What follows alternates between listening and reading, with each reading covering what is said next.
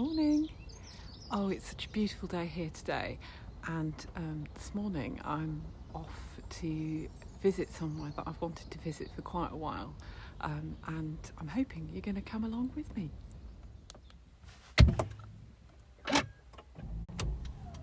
Here I am.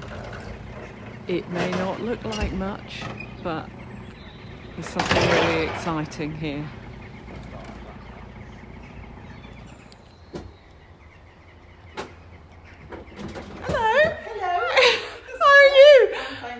I'm glad you poked your face out because I had no idea where I was going. Just up the stairs. Okay.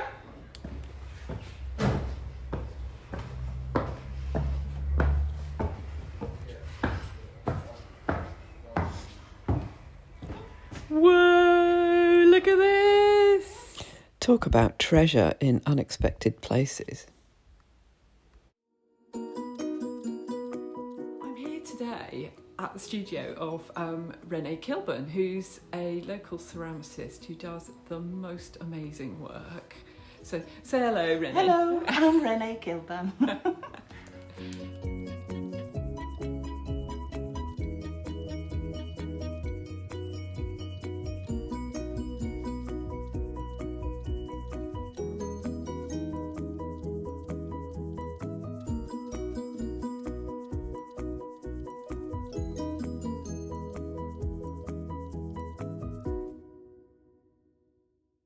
Renee, could you give me a little tour around the studio can do, yeah. and tell me a little bit about what you do? Yes, I can do that. That'd be brilliant. Yes. Thank you. This is my workbench. When I make flowers and things, I need a lot of little molds to keep the shape. Because when I start making, the clay is all soft and flappy, so it won't hold up. So it sits there overnight. And these are loads of molds, and my husband makes them all for me, which is very handy. Oh wow, how does he do that? He sort of casts them or? Well, yes, I make the either the shape inside and he makes the mold on top, or he makes a plaster model and makes the mold on top, and then I can have it. Oh, there's a butterfly. Yes, I have a little Aww. pet studio pet. What's his name? And then this is where I put the colours on. I have all these glazes in pots. Now they dry out. I need to reconstitute them. Okay, so is that kind of like a slip, is it? It's a clear glaze. Oh, clear glaze. With okay. colours, yeah. And that is the worst part of the process, is to make all these liquid again, because it takes a lot of muscle. To stir them all and make them fluid. So here I have a space where I can dry work next to the kiln when that is on. Oh wow, look at these, look at that huge daffodil, and oh my goodness, it's amazing. You are so clever. Thank you. And this is my little gallery section where people can come and look at the flowers available and hanging things. I can't open this big kiln at the moment because it's hot, but I have a little one. This one I fire when I decorate because it takes a while to get all the colour on, so it's a quicker turnaround using this kiln. That's a little one, that looks quite big to me. Yeah. But and are these both like they're electric kilns, Yeah. are they? Yeah, they're electric. And that's a worry at the moment because prices are going up. Yeah. So we'll see what happens. So then I'm going to turn the light on in here. Got to duck down. Here we have the packing area, which is really nice to have.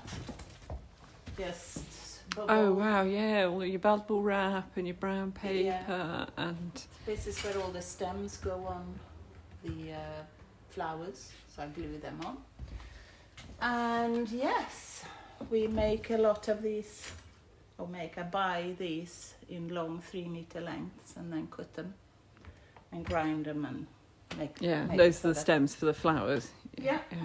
And this is my little photography area there.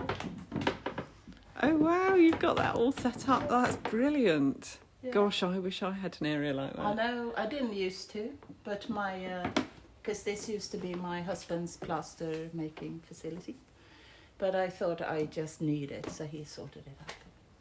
That's really handy to have. I wish I had space for that in my studio. That's amazing. Well, this is where I do, this like the wash booth, where I can clean all my buckets and glazes and brushes. And it's got a, what do you call it? It's like a 3 steps, so that all the slurry and stuff you don't want out in the mains water system, it gets collected. And then you could take it out and dry it as a solid. And then we have, if you walk in this way, we have an office. And this is where I started. This was my studio. I'm wrecking the place. Sorry. That's okay. So I used to have a bench there. Yeah. And this is where I started when my husband used the other. Oh wow, gosh, tiny. Yeah. And then this was a wall here, and this was an office. But then we asked the landlord if we could, take this on as well. So this is where we cast things, which is so this is where you do make the moulds and stuff, is it? Or we use the moulds and we cast with liquid clay into these. Oh, okay, yeah. Yes, I've done that on a holiday kind of thing, like the slip mould thing. Really? Yeah. It was quite fun, but my things weren't very successful. Okay. So here also we have access to the toilet, because before we had to go down the stairs and up the stairs. Oh wow! So it's very that's great. Renee, what's this on the wall? This is, as I call it, my map of world domination. This is where all my pots have gone. So we got New Zealand, Australia, Japan, Indonesia, and America, Canada, and Europe, and so these are. Oh look, and there's little pins that mark where there's a Renee Kilburn original in the world. This is amazing. I love it. Wow, look at all those over in America. Tree man, he looks absolutely incredible. What was the inspiration behind that? Well, thank you. I started a few years ago to coil a bigger. I went to Wales to meet a woman there, an American lady called Rebecca Buck, and she taught me how to coil on a larger scale, because I couldn't do that. So when I knew how to do, then I could just make the clay go any size and shape I wanted to. So I wanted to make people aware of our responsibility in nature, and that whatever we do has an impact. So I started making figures into natural. There's they come into me now. Yeah. Natural. But put the human form in the ceramics in a natural shape, like the tree, for instance. So I made this little one. Oh, they're amazing. And such a good way to kind of get a message across, isn't it? Using art, it's just it really does make people think. That's just lovely. Thank you. That's all right. Renee, this is one of the original. I made 3 pieces a few years ago now. This lady is representing the sea and the impact we have on that. I need to make some more big daffodils. I have an exhibition coming up in Delamore Arts. It's down south in Delamore House. So okay. So can you show me how you make one of those? Yes. Oh, fantastic. I rolled out the clay earlier. It needs to be a bit firmer. And I've made these little templates. Oh right, okay. So that's for the petals. Yeah, and on the back I've written how much clay I need to weigh out to make the trumpets, which otherwise I'll just forget these things. Let's start. I don't know if you can see that. So I cut this out like this.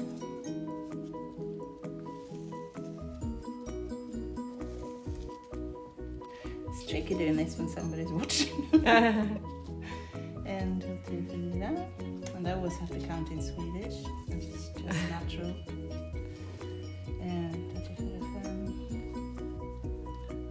also need to make a little disc for them to sit on.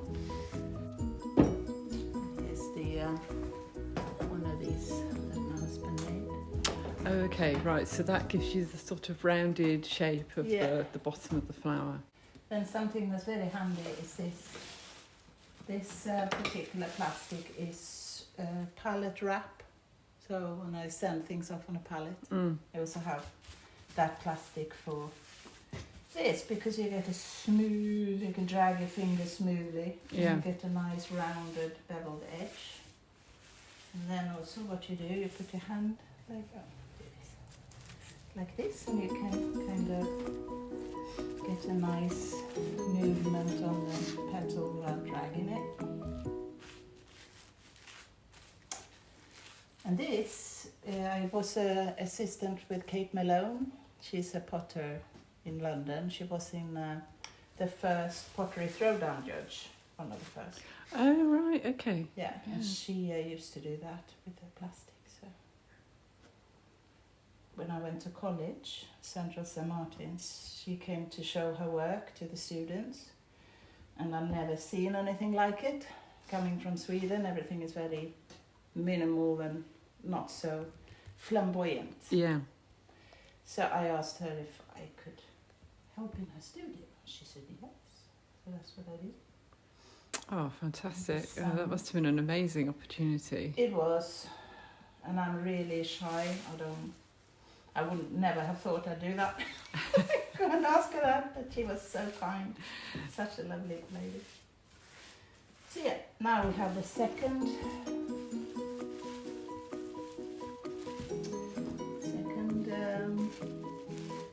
side of the petal. Right, yeah, so you just turn them all over and then smooth the other side. So then what I do, I use my fingers to get a bit of pattern in the, a little bit of life in the surface of. Oh, right, yeah, I see, yeah. Because when I glaze this and the colour goes on, it kind of pulls away from the high edges so that you get a nice... You're making that look very easy, but I think it's a lot harder than that, though. I made a few 100,000 You made petals. a few of these. I know, so yeah. And there's something that's bit, I cannot stand dry clay on my hands, even now, after all these years. So I wash my hands. It must dry your skin out quite a lot. Yeah. Is it? Yeah. So yeah, that's what I do.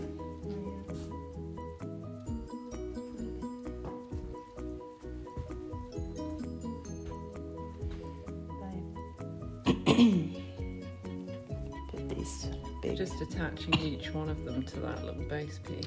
Yeah, so what I have to do is just make sure they come the same height here. It's a bit. And then you need to have similar width there. And then this is a thinner cling film, Right. thing, not the pallet wrap. Put it on there. It's very handy. I've got a bent thumb. Use it as a tool.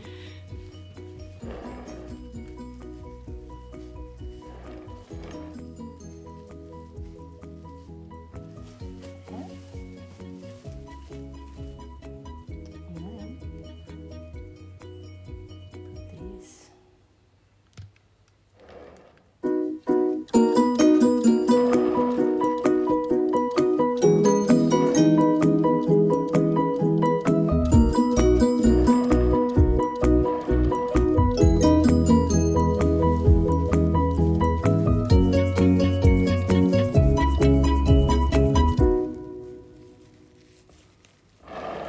Because if you don't get these petals fastened onto the bottom petals Yeah.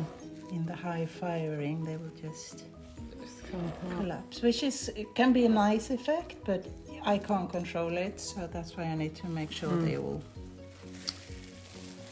you know, if you want to sell something, they Look at that. They expect them to be what they saw, not something. Yeah, absolutely. different.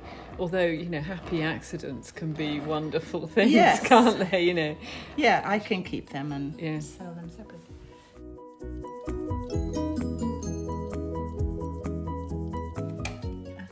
200 degrees grams. There we go. Let's see. That's 340. 278. 232. 207. The trumpets, it's to make them the same every time I make them. My husband made this. I made the model of the then make a little hole in here, then stick it in,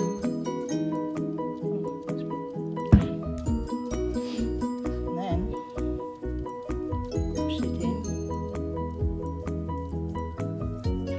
The trick is this big daffodil is quite long. Do you need quite strong hands for doing this? Yeah, I'd say they've gotten strong. So ideally it should sit in here and firm up a bit. Yeah. But let's see if I can get it I was out. going to say, it's going to be quite difficult to get out.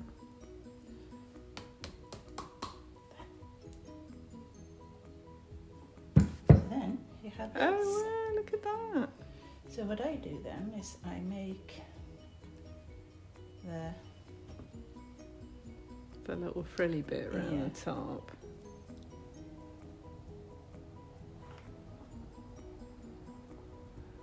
there. Then make a little slip. I need to wash my hands again.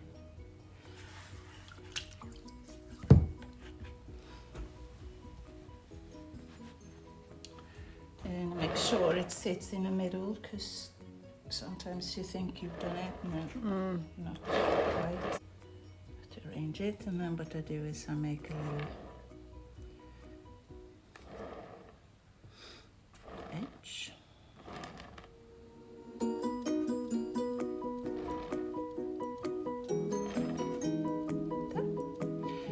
So with these I can have a bee decoration, butterfly or ladybird, or have it plain. It's brilliant. You make that look very easy, but I don't think it is. No, I had a lady here. There was a big group of people, 20 people coming from Essex, I think it was, or Sussex. And a lady wanted to try, and it just, because she thought, of course I can do that. Yeah. It's really, really easy. And it wasn't quite. Yeah. So yeah, you have to practice. But I have.